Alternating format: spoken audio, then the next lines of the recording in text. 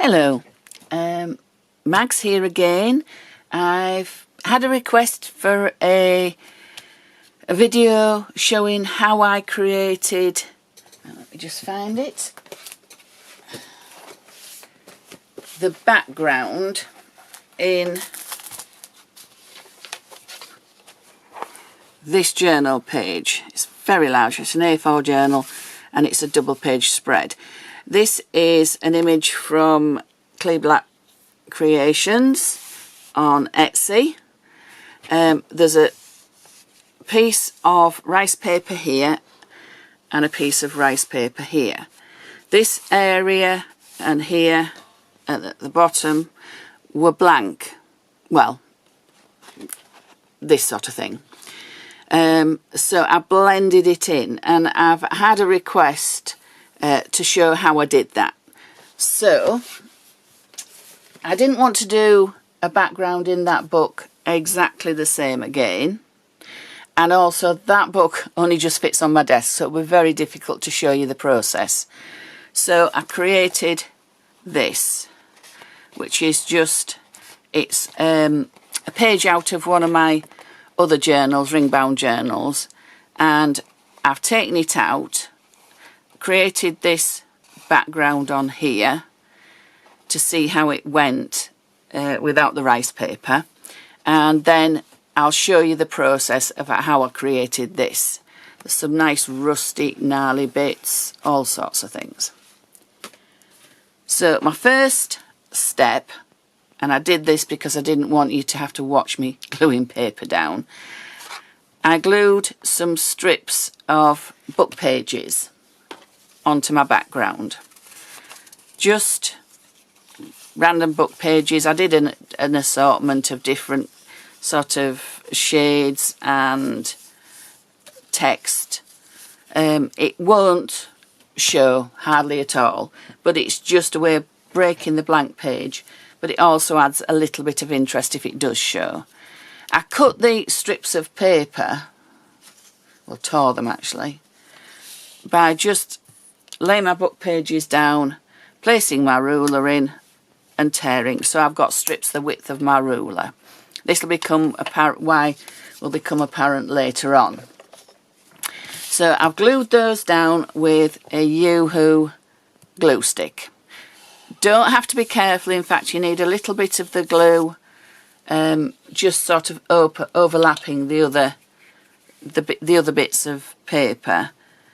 If you don't think you've got any escaping from in between the seams, just add a little bit now and again.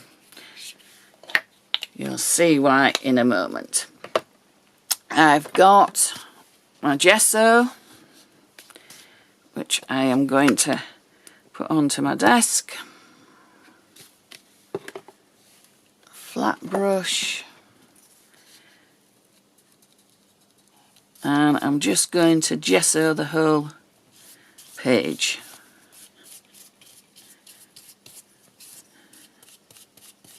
This knocks back the text a little bit, quite a lot, and gives us a good base.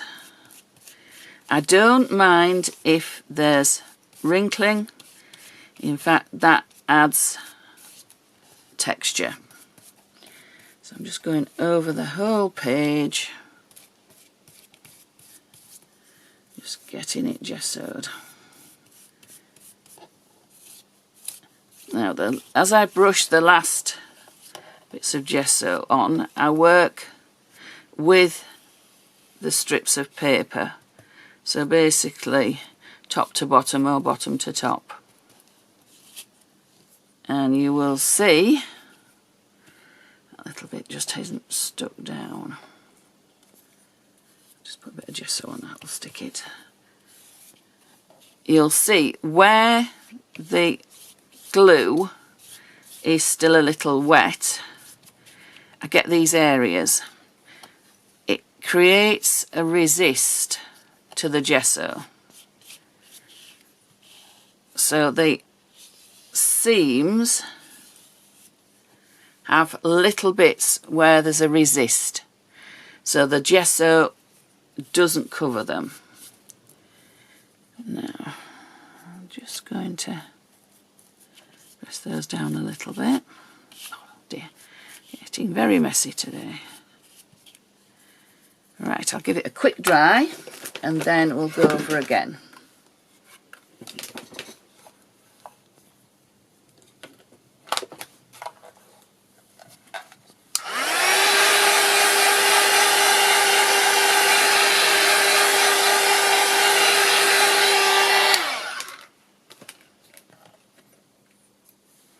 And just use this leftover gesso up, going over again.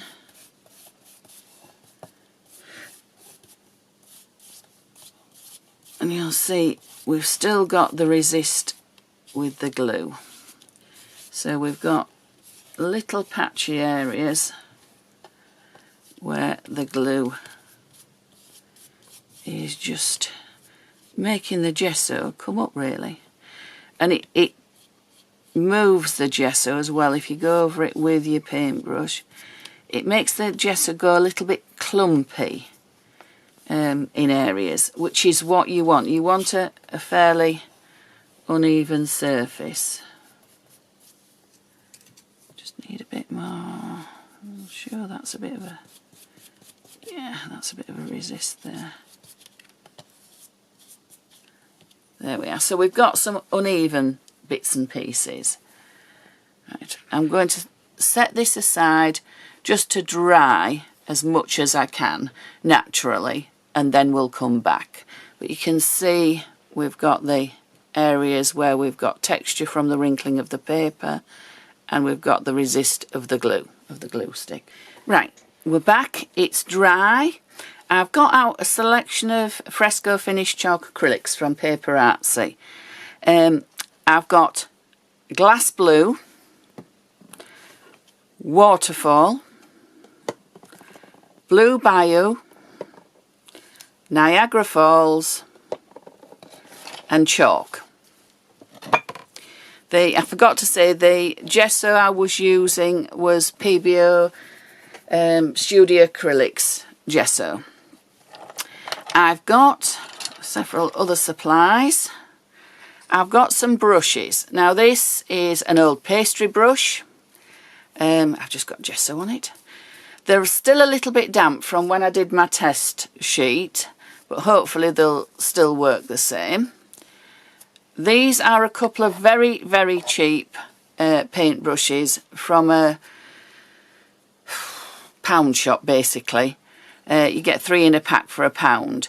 I used to use them when I did classes as glue brushes. They were used with glue and nothing else because they were so cheap it didn't matter if they were ruined, and we could always incorporate them into art pieces if they got ruined. So those are my brushes.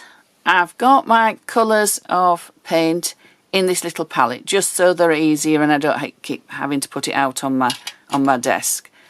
The ruler and pencils will come to later. So I'll pop that to a side. I'm currently covered in gesso. You'll see that now that it's dried, the resist that the glue made just on the seams between the different book pages. As I say, you won't see a lot of those. I'm going to just reinforce the strips, the look of the strips. At the moment I can see where they are, so I can just put my ruler on and just go down again. This is Rexel Cumberland Derwent Graphic in B. So we'll go to the next strip.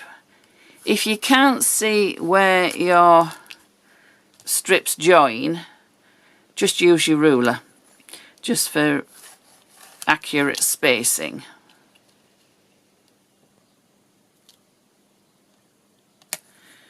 That one I'm not quite sure, but I think that's about it. And here.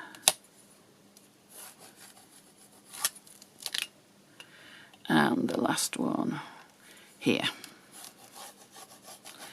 These will be mostly covered up, but it's just quite nice to have them as a guide. So what I'm going to start now to do is to just add paint. I'm going to do it with my brushes, which are very, very coarse brushes. I'm going to start with the blue glass. Now I don't want a lot on my brush, so you could almost use, let's have a look and get a piece of paper, something like a book page, just to dab it off. You're almost going to be dry brushing because you don't need a lot of this. It just gives it a bit of depth in the background, and you're going to work in a very linear manner because this will mimic the grain of the wood. And you see I'm only just adding a little bit. I'm just going with the grain.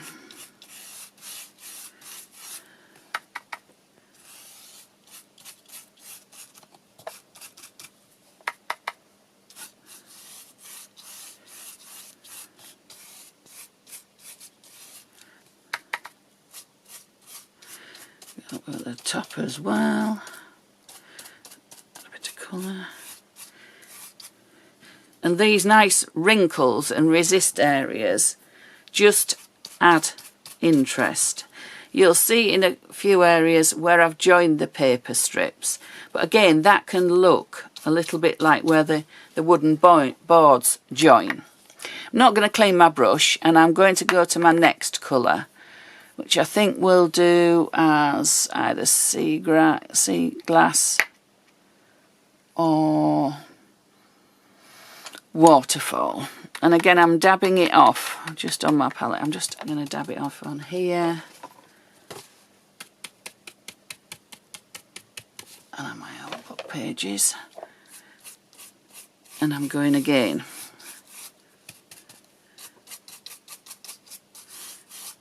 I'm not trying to cover everything. I'm just building up the layers.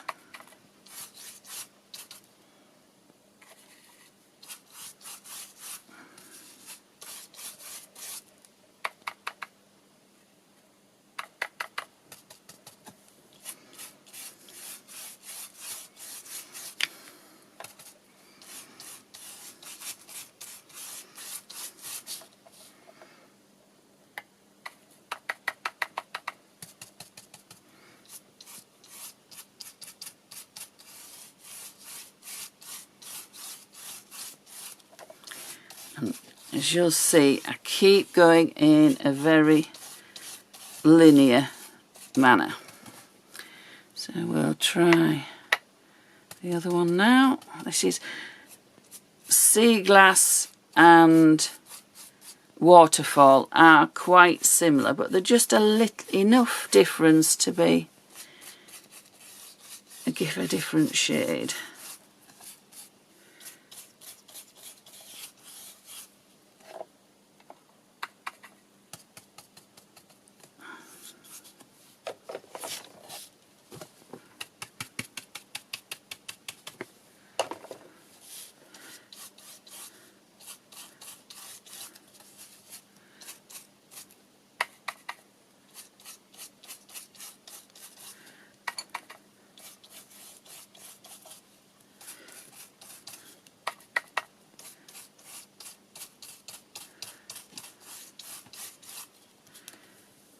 Right, and now we'll go with a bit more, still using the same brush, and we'll go with the blue Bayou.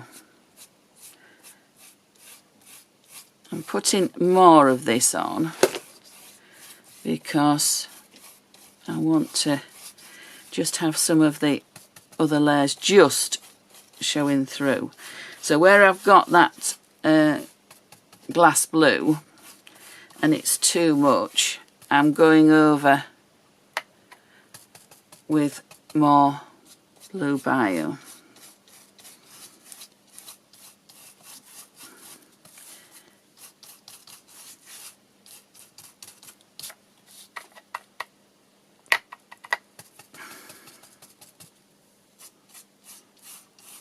And as you can see, I'm still going very linear.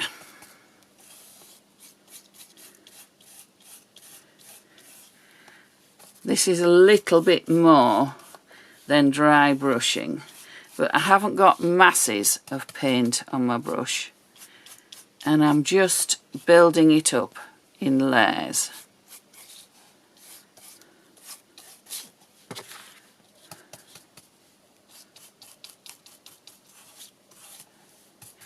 I can still see my lines, and I can still see my areas where there's nice bits of wrinkling and nice bits of the resist that the glue created.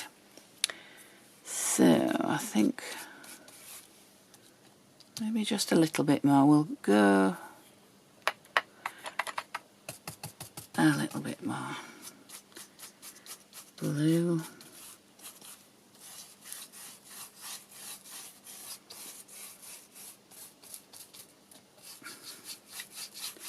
Going to go across the bottom there and the top there.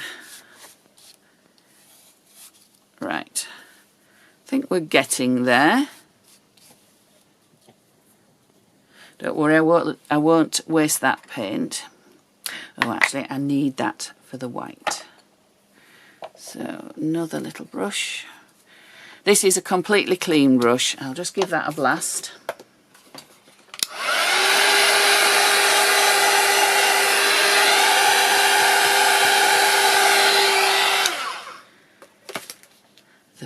The Frescoes dry fairly quickly, but I just wanted to make sure they were completely dry.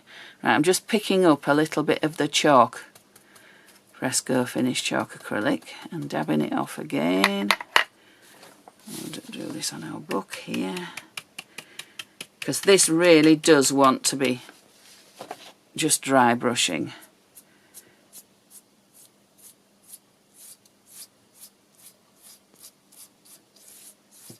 So we're going over with hardly any paint on our brush, and we're getting, as always, very, very linear.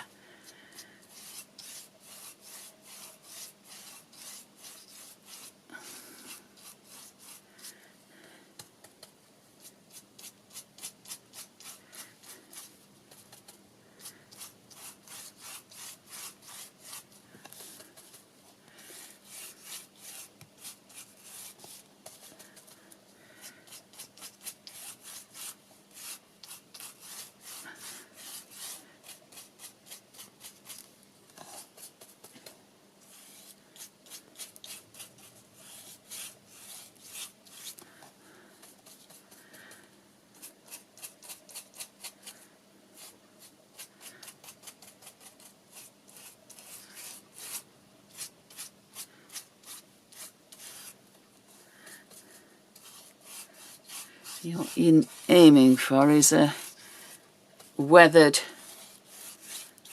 chippy, layered sheet of, or board of wooden planks. Now hopefully you can see here I've got some nice texture from where we got the resist, the glue resist, but we've still got our lines just about showing. I'm going to wrap those two brushes that I've used in my baby wipe. I'm not going to wash them because if I get too much water in there it'll dilute my paints. So I'll just give another quick blast.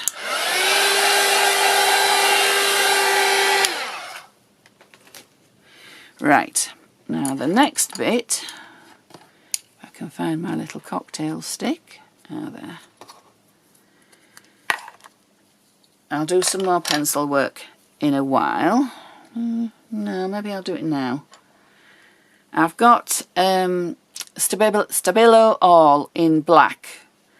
This is water reactive, and I'm just going to very gently and very, very gently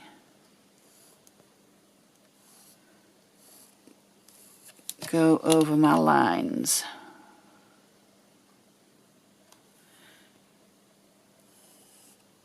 And I'll leave some breaks in the lines. So it just reinforces them again so you can see where they are.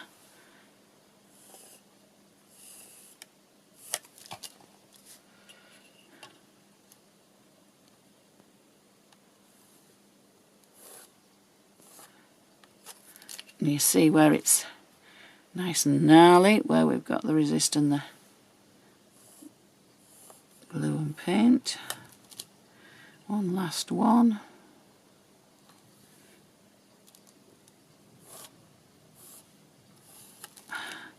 Right, I think that's right. So now we're going to go to our rusty Fresco finish chalk acrylic. Now I need the minimum of this. So basically in my little palette, I'll just, ooh, that's too much.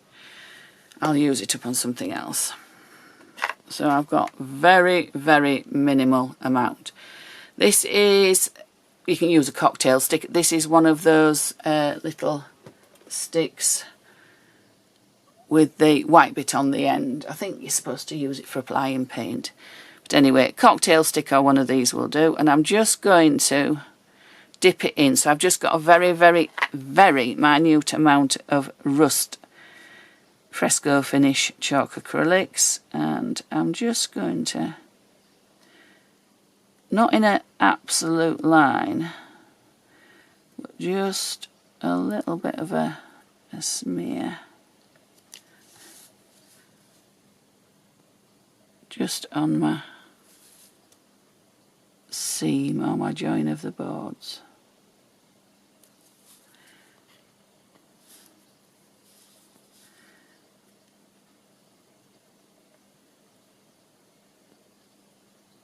And I can sort of roll it as well and make it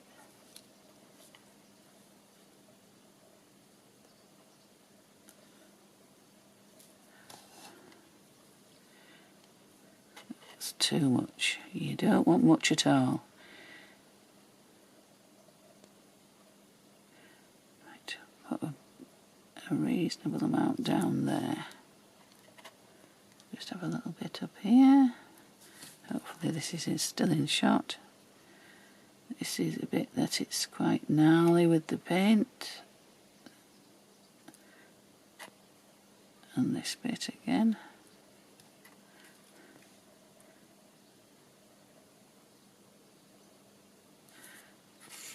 Move that out the way, it's fallen off.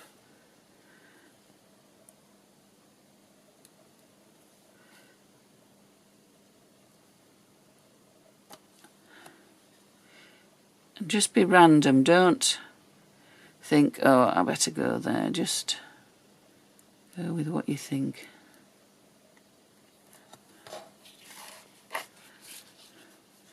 I'm just going to put a little bit on this edge as well. And then I've got a Q-tip. I'll get a clean one, that'll be better. And starting where I started, I'm just going to drag it down a bit. Almost smudge it a little bit. It might have dried, but you might get a little bit of movement.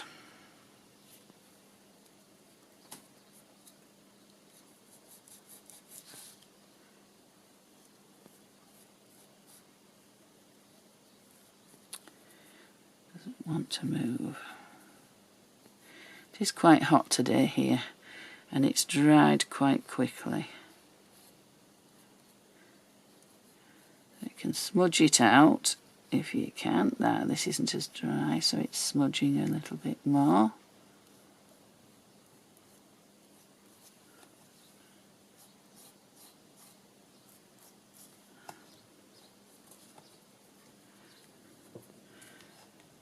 You can also get a little bit of the rusty on your Q-tip and dab it away and go on the top and just sort of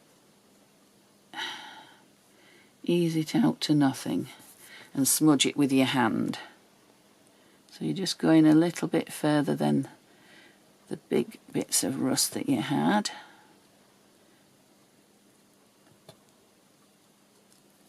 And going up and down a little bit.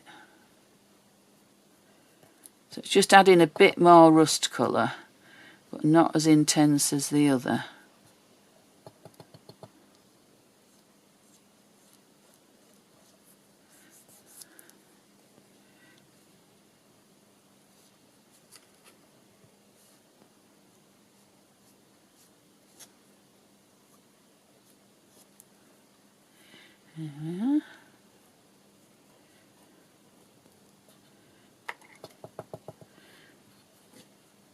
It's better to put a little bit on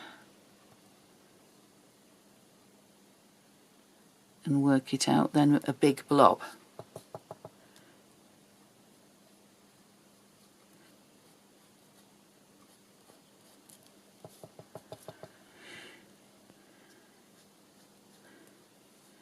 Some places where you haven't got any, you can just give a suggestion of it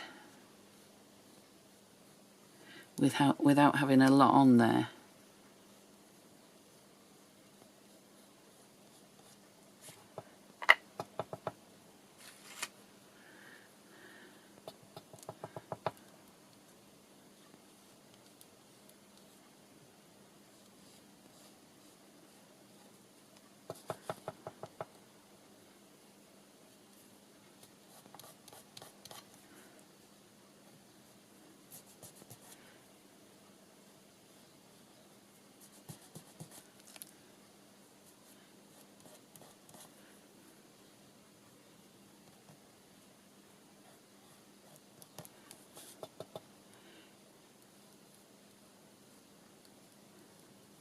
Where you've got your gnarly bits, where your glue was, you can pick the texture up of those.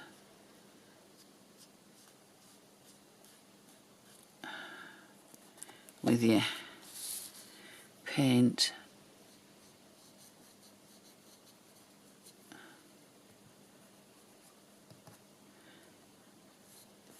Use your fingers if you think it's better.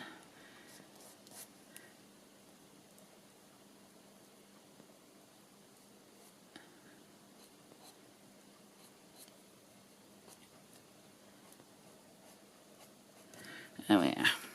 So you see you get the general idea. You just keep adding until you get sort of the weathered look that you're looking for. I want to add now a little bit of Mattint. So I'm just going to turn it off while I... Right, so I'm back. This is all dry. I've got Shadow Mattint. It's a, if you think tinted gel, matte medium, you get the idea. I don't need a lot, so I'm just going to take the cap off and use a fairly pointed brush. Don't need a lot, so I'll get most of it off there. And I'm just going to go down my lines and add a bit of shade. It's very subtle, but the thing about this is it needs to be subtle. We don't go in like a bull in a china shop, we just build up the layers very gradually. Because my Stabilo All is activated with moisture and the shadow is moisture, it's a wet medium, it activates the Stabilo All. So you can see here, if you get too dramatic an effect, dab it out with your finger.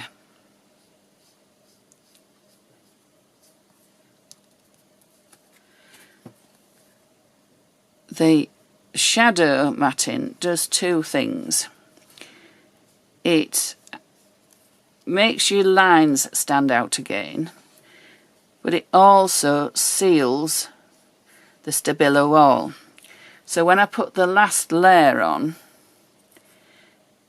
it shouldn't, if it's dry, shouldn't activate the Stabilo wall. So we won't get black smeary patches everywhere.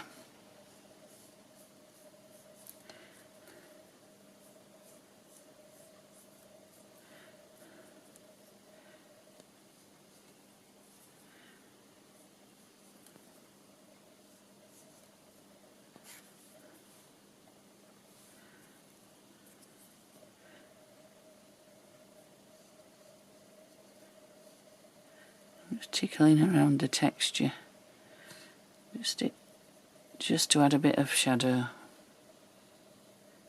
No pun intended.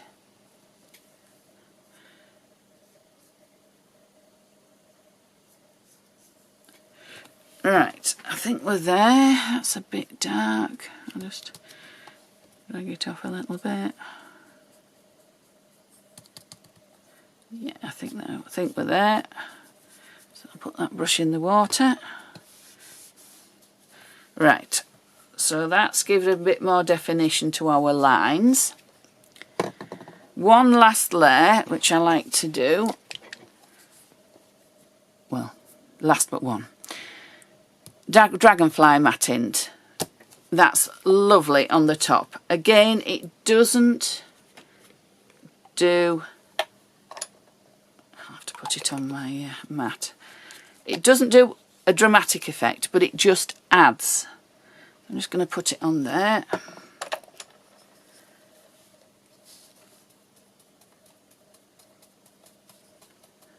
Dab it out like we did before. And I'm just going to go linear effect like we did before.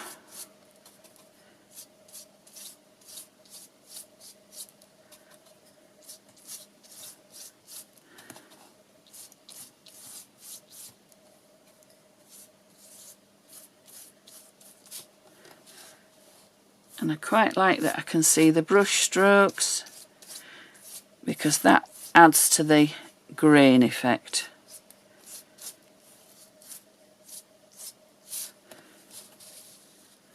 Right, so I think we're ready for our final layer. You can of course add stamping on the top, which I may show you on this one that's already dried. But you can see the difference before the last layer. Now that's quite interesting. It's the last layer that makes it. I've got a little sponge and I've got this. This is just Walnut Infusions. Just come in a little bottle like this. I dilute them in water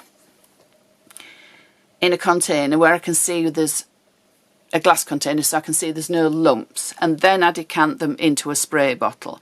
That way you don't get lumps, hopefully, that clog the sprayer. If you mixed it in here, if it wasn't completely mixed up, you could get a lump that would clog your sprayer. It does happen occasionally, but I just tend to take my sprayer to the sink and rinse it all out, and it's usually ready to go. So this is just walnut in a sprayer, and I'm just going to spritz all over. You'll get some big, some small. I'm getting towards the end of my just walnut in here, so yeah, it's less than half full, so it probably needs a clean up. So that's quite nice, but I don't want these big splotches. So I'm just going to go in with my sponge and just dab away everywhere.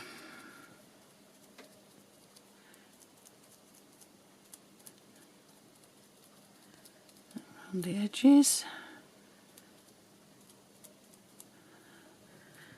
I've got any bits that I haven't got just walnut on, and then give it a quick blast.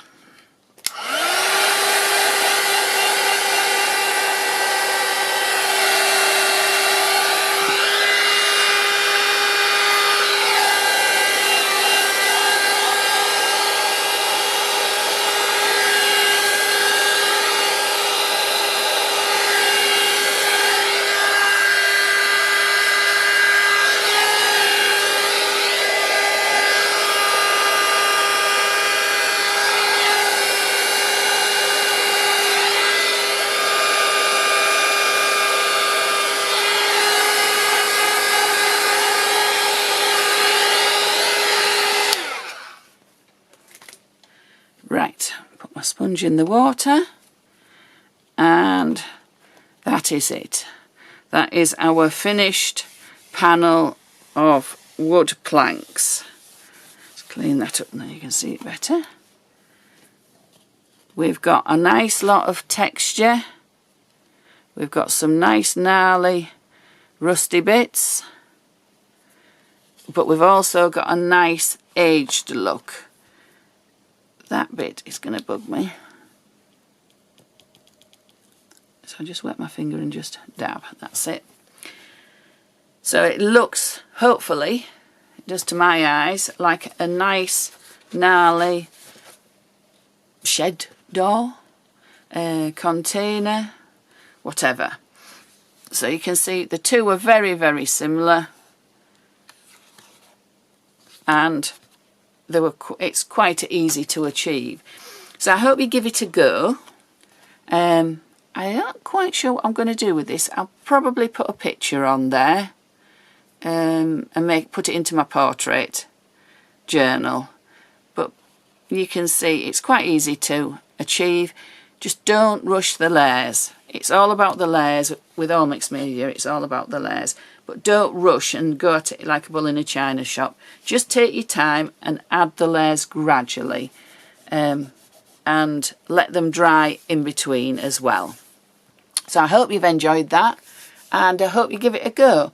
If you would consider subscribing to my YouTube channel, that would be great. And then if you press the little bell, it will notify you when I get new videos. As I've said before, they are quite spasmodic. It's just when I get time and the light and the quiet time to be able to film one and then edit it. But I hope you've enjoyed it, and I hope to see you again soon.